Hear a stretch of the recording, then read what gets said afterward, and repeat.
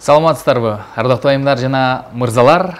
Салтанат телеканалында кайрадан Эгоист программасы жана мен Нурел Султанов алдыңкы мүнөттөрдө биз менен болуңуз. Себеби дегенде бүгүн дагы бир инсандын мыкты сырын ачабыз. Аны менен кошо эле бүгүнкү программабыз бир өзгөчө болот деген ой менен программабызды каарманын анда алдыңыздарга алып чыгалы. Бүгүн программабыздын коногу Курал Чокоев. Салам алейкум. Ва алейкум ассалам. Кош келипсиз. Негизи силердин программалардын аты эле сонун экен. Эгоист деген. Ушунусу бар, э? Стиль алмашып кеттир. Заманга жараша. Заманга жараша. Негизи мындай классикадагы кийинге жакынмын. Анан акыркы күндөрү эмнегедир же рэперлер менен көбүрөөк дуэт жазып баштадымбы. Ошого жараша кичине спортивкаларды кийип, кепкаларды кийип, образ кичине дагы мындай аралаштырып көрөйүн деп атам да. Жалаң эле классика кийип жүрө бербей. Көз баштын баары эле согул эле, очки кийип алгансыз караганда. Очки да образ да. Ада образ. Сөйлөгөндө сизди мындай шоу бизнесте аябай эмоционалдуу адам деп айтат. Кээ бирлер менен уруша кетет экенсиз, ошол үчүнбү? Болчу, буга чейин. Бирок азыр кичине тажрыйбалуу болгондон кийин акыл эс кирип калды десем, эми бир отузга чыккандан акыл эс кирди. Аз көбүрөөк урушпаганга аракет кылып калдым да. Сиз дегенде залга да барып аткансың, себеби ошо деп атпайлы? Жок. Аябай эле чегинен чыгып баратса, анда рефлекстер иштеп кетиши мүмкүн экен да. Бала кездеги. Бирок көбүрөөк азыр любой конфликтти сөз менен түшүндүрүү иретинде чечкенге аракет кылып калдым да. Деги эле сиздин ушул залга барышыңыз боюнча дагы бир ызычуу болдук. Башында бир курсакчан сүрөттөрдү киргиздиңиз, кийин курсактын баарын пресс кылдыңыз. Буну публичный вызов деп коет да. Эл алдына чыгаргандан кийин сөзгө туруш керек болуп калат экен да. Көп белгилүү адамдар ушундай практика жасашат экен да.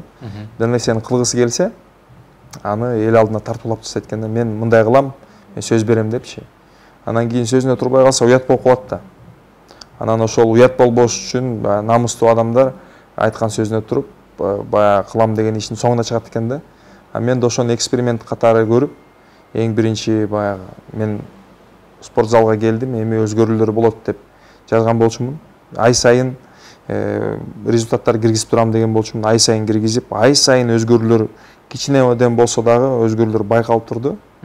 Анан сөзүмө турдум. Азыр чыгарбай калдыңыз бирок. Азыр качок болуп кеттиңиз. Азыр ай сайын эмес, мен элдин баары көрдү, билди, кажет жок дегенде. Жакшы.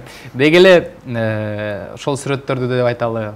Сизди хейтерлер бир башкача каптайт да. Ооба, хейтерлер жейт го тим эле. Жейт.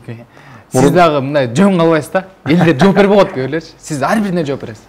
Ошол мурун ошол себептен Курал айтышат, турушат деп калышат болуш керек. Мурун айтыша берчимин. Аны айтып атпайм, кичине азыр жаш өткөн сайын кичине информациялар биле баштагандан кийин көп айтышпаганга аракет кылып калдым. Инстаграмдан дагы көп айтышпайм да. Же болбосо көңүл бурбай коем, же ушунчалык эле аша чапкандар бар да, баягы оорулуу адамдарчы. Бир болбогон нерселерди жазып, анан ар кайсы уят сөздөрдүн баарын жазып, ошенткен сайын акырын черный спискке тыгып койчу болдум да. Мурункудай айтышпай калдыңыз азыр? Мурункудай айтышпай калдым. Анткени баягы көчөдөн тезектеп эле алсаң, үйүңө алып келбейсиң дегендейчи, аны тазалап, жууп, ботинкеңди, анан үйүңө киресиң дегендей экен да. Деги эле азыр сөзүңүздү улам, ошону жооп берип жүрүп, кайсыл бир деңгээлде мындай терс таасирлер тийип калган үчүн ушундай кадамга барып аткан жоксузбу? Жок.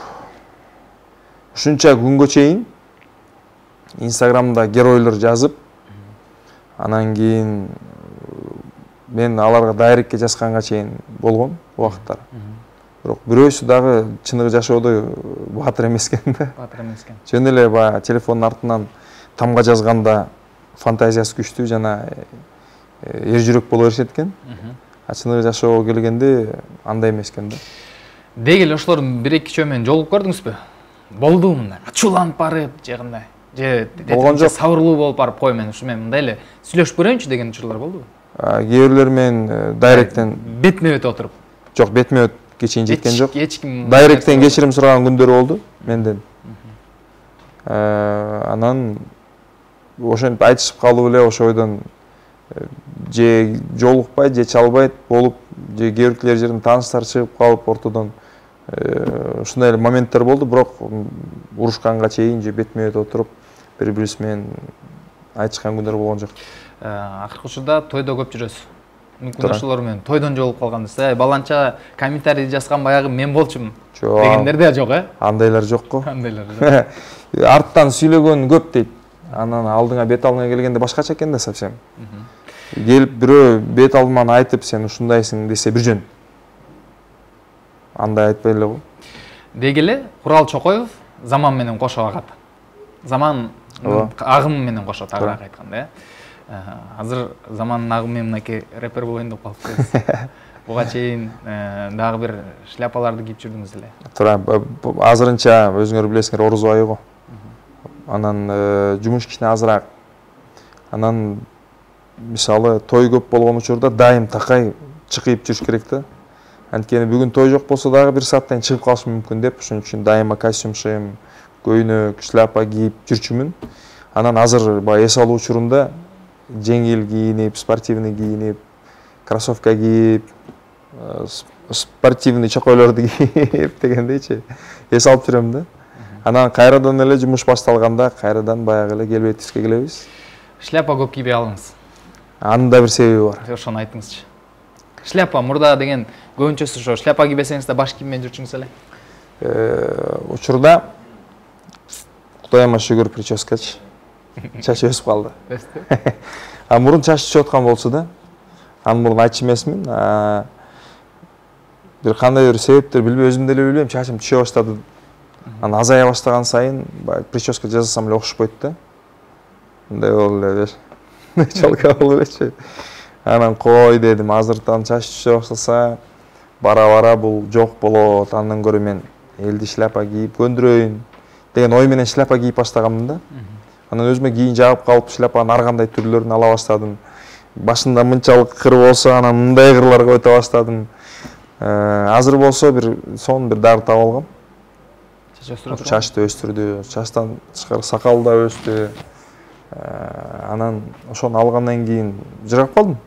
Кадимки шляпаны да чечип, прическа жасасам окшошуп. Мындай прическачан адам менен прическасы жок адам айырмасы эки башка экен да. Жогоруда айттыңыз, мындай кандайдыр бир себептер менен чачым түшөт депчи. Айтат, эркек кишинин башынын бышканы чачынын түшкөнү дейт да. Толук акылыңызга ошол учурда келдиңизби? Жок, эми ал баягы мурун өзүнүн учша иши сөздөрү деп коет болуш керек да. Чачың агарса эле сен акылдуу болгонуң эмес, чачың түшсө эле акылдуу болгонуң эмес да. Бул баягы организмде кандайдыр витаминдер жетпегенин себебинен, же болбосо баягы генде бар нерселер чыгат экен да. Мен тайларымдын чачтары. Генде бар экенби же витамин жетпей калыптыр? Генде дагы бар деп айтат, анан бирок эгерде жанагы сепкенен чач өскөнгө жараша, значит витаминдер жетпесе керек да. Эми азыр колдон келишинче май сыйпап турабы. Анан ген өзүнүн алса эле жок. Убакыт көрсөтөт. Убакыт көрсөтөт. Деги эле Курал Чокоев кандай учур болбосун баардык жакта ачык жүрөт. Өзү дегенде маданият деги эле искусство адамдары кээ бирлери мындай өзүн тартынып, мындай ушинтип жүрөт да, бирок сиз сезимиңизди ачык билгизген адамдардын катарындасыз. Аракет кылам дайым. Пайдасы? Пайдасы да, зыяны да бар да. Пайдасы айылдар сен чыныгы тааный белгенде жакындан аябай жакшы мамиледе болуп калышат да. Анан жакшы тааныш эмес адамдарга аябай жат көрүнөт экен да. Онун эле кыйын болуп атат. Онун эле өзүн башкалардан бийик сезип атабы, мурдун көтөргөн адам деген ойлор көп келе берет экен да. Мен бул нерсе менен студенттик кезден бери эле чалдыгып келем ушундай нерсеге. Биринчи курстан эле баары айтып беришчи да. Кийин эми 3-4 курс болуп калдык, доспуз бар, сон жыргап. Анан айтып калды, Курал сени биринчи жолу көргөндө жаман бир кирсеген бала деп ойлогонбуз дейт. Анан сен өзүңдү 3-курстагыдай алып жүрчүсүң 1-курста. Жалжактап эле жүрөчүм да, мен тиги мени тамашалашып, бул мени тамашалашып, кат кырып, каалаган жерден үнүм катуу чыгарып сүйлөп, бир уялуу сезим бар болчу, эми бирок көп тартынчу эмесмин да. Анан кийин бара сен сон адам турбайсың деп досторум толтура да мен. Чындыгычы. Анан эми бирок баары менен миллиондогон адам менен дос боло албайсың да. Баары четтен карап, биринчи көргөн оюну менен эле, бул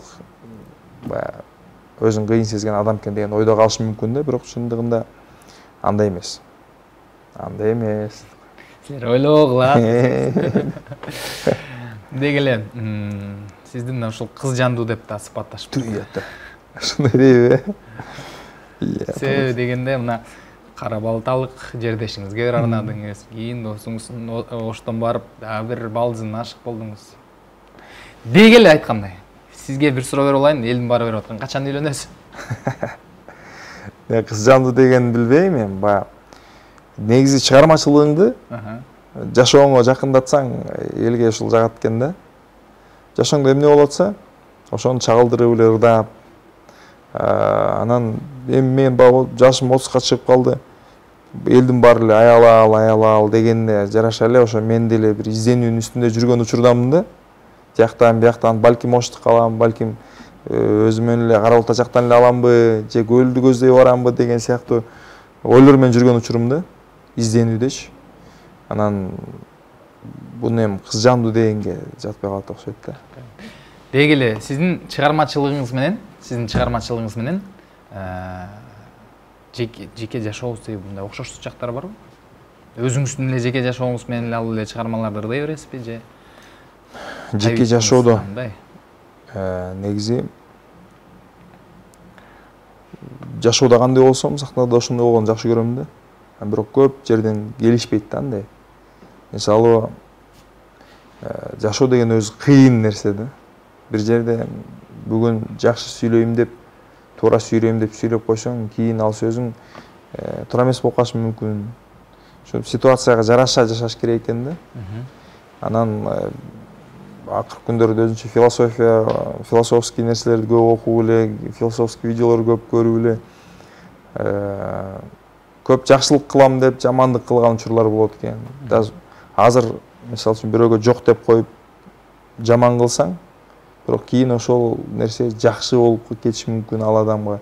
Көп да бул жакта эми отуруп алып азыр кофе ичип алып, кечке сүйлөшөт элек да көзчү. Сен энди азыр ал жак бир жактын баарын айтып атабыз. Сизди коомчулук мынакей жаш кезинде үйлөнгөн адам катарында билет да, ошондо 17 жаштан элеңиз. 17 жашта ата болгом. 17 жашта ата болдуңуз. Деги эле сиздин ошол жакка карап турган болсоңуз, келинчегиңизден мындай кабар алып турган учурлар болобу? Бул суроону мен бербеш керек элем, бирок бергиле деди да. Келинчегим менен кабарлашпайм, бирок балам менен кабарлашам. Такыр мындай байланыш жок. Келинчек менен байланыш жок, бирок балам менен такай сүйлөшүп турабыз, жолугуп турабыз. Майрамдарда барып ойнойбуз. Мамилебиз жакшы да, аябай. Бүгүн дагы мына азыр сиздердин передачаңыздардан барып жолугам. Мамилебиз жакшы. Деги эле өзүңүздү мындай кандай ата катары сыпаттайсыз? Эми мен бала болгондо өзүм бала болчумун дегендей. Кичинекей шереңке баш элем да. Анан бара азыр тажрыйбалуу болуп баштадым. Эми акырындан көбүрөөк убакыт бөлө баштадым. Бирок балам деле чоңоюп калды, чынын айтсамчы. Чоң киши. Аны мен уже баягындай кичинекей наристе менен эркелегендей эмес да, уже акыл үйрөтчү убакыт келди. Мындай кыл, тияка бас, мындай бас деген убакыты келип калды да. Андыктан эми ушул моментте билине болуш керек, мен кандай ата экенин, бирок азырынча айта албайм. Деги эле ар бир ата өзүнүн бир сапатын баласынан көргүсү келет да. Туура. Сиз кайсыл сапатты көрө алдыңыз, өзүңүздүн сапатыңызды балаңыздан? Мен эмгекчилдикти көргүм келет да. Тырмышып, тытынып, бир нерсе умтулуп бир нерсеге. Негизи жашоо бул күрөш деп коет го. Өмүр бою күрөшүп өтүш керек да. Кичине эле күрөшпөй болду, мен башка кызыкчылыгым жок, же мен ушун менен токтотом десең болду, анда деградацияга кеткен адам болуп калат да. ылдый пасқа түшө баштайт, картая баштайт. Дайым алдыга умтулган адам ден соолугу да жакшы болот, моралдык акыбалы да жакшы болот. Анан жашоого да көз караштары негизи эле бир нерсеге дайым умтулуп, жаңы нерсени окуп, жаңы нерсени үйрөнүп туруш керек экен да. Анан ошол сапатты балам өзүнө өзү өстүрүп алса сонун болот да. Балаңыздын мындай сын айткан учурлары болуп калабы? Ата, сиз мындай жерден аша чап атасыз. Жерден ошол учурга деле келип калды ошо азыр. Ошондой калдыбы? Мен бирок аша чаппай элемин да. Балаңыздын көзүнчөчү мындай болот го мындай. Ата, баламдын көзүнчө көп деле аша чаппайм. Балам менен деле көп кездешпейбиз. Анчалык деле аша чап атасыз дегенге чейин жете элек. Көбүрөөк убакыт жүрүп калсак айтышы мүмкүн, бирок мен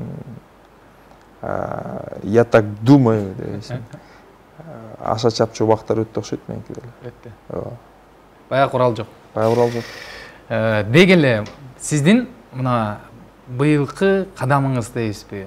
Быйыл мынакей ар бир жылы өзгөчөлөнүп атасыз. Кайсыл бир учурда жана жогоруда айттык, стиль менен бир шляпаланып кийип чыктыңыз, кийин жанагы той багытындагы нерселерге өттүңүз. Мындан кийинки кадамыңыз эмне кылайын деп атасыз? Мындан кийинки багыт эми хайп болот да, хайп. Жалаң гана кызык. Кайп болобу? Кайп дагы болуш, хайптан кийин кайп болот да негизи. Баардык жагын байкап көрүш керек да. Чыгармачылык азыркы учурда көбүрөөк өзүмдүн чыгармачылыктарым үстүнөн иштеп атам. Өзүм оон жазып атам, ыр жазып атам.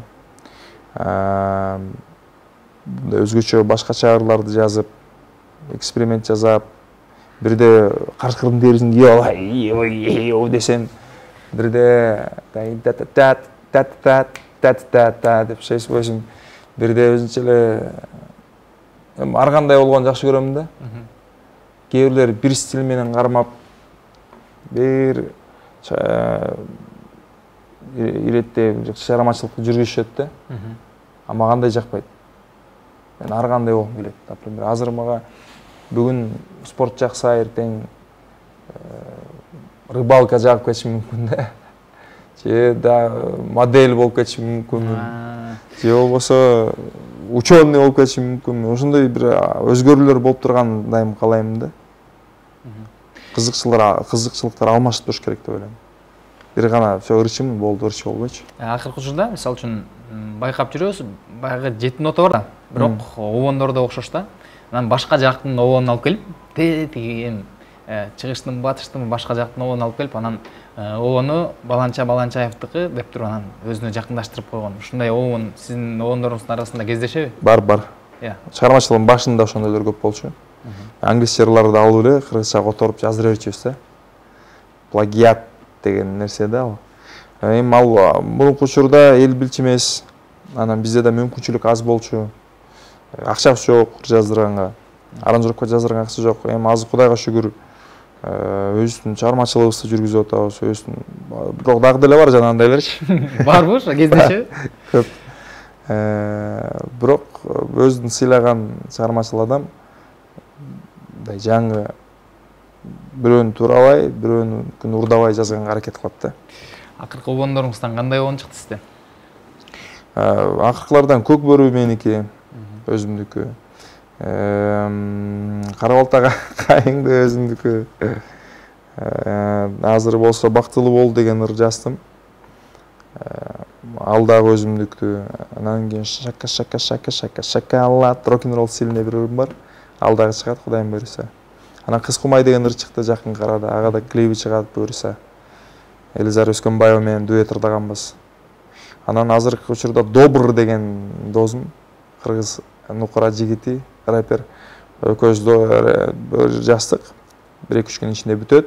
Ал жакта дагы обону Добр экөөбүздүкү да. Мындай кылганда, деги эле эч ким уга элек жакында чыга турган ырыңыздын бир сабагын кайрыбайлыбы? Тура кой, кыргызым, тура кой, чын дилиңден аракетин кыла кой, сен тура кой, кыргызым, тура кой, тур деген сыяктуулар чыгат. Бул Добр менен ырдайт. Добр менен ырдачы беребиз. Эмне үчүн ырдын аталышы тура кой? Бул патриоттук ыр да, негизи тур, ойгон, кел деген сыяктуучу. Анан азыр аябай актуалдуу болуп аткан Гүлзат Мамытбек дагы аябай популяризировать етеді бұл сөздерді. Туурда азыр популярность, хайпы көп, популярность жақсы болуп аткан адам түрткү болду да, буларгачы. Анан ошол эми мындай бир маанайды көтөрүүчү, жана жакшы нерсеге үндөочү, сүрөөчү ыр болот да. Ушундай максатта. Чакыруучу, туур иш кыл дегенчи.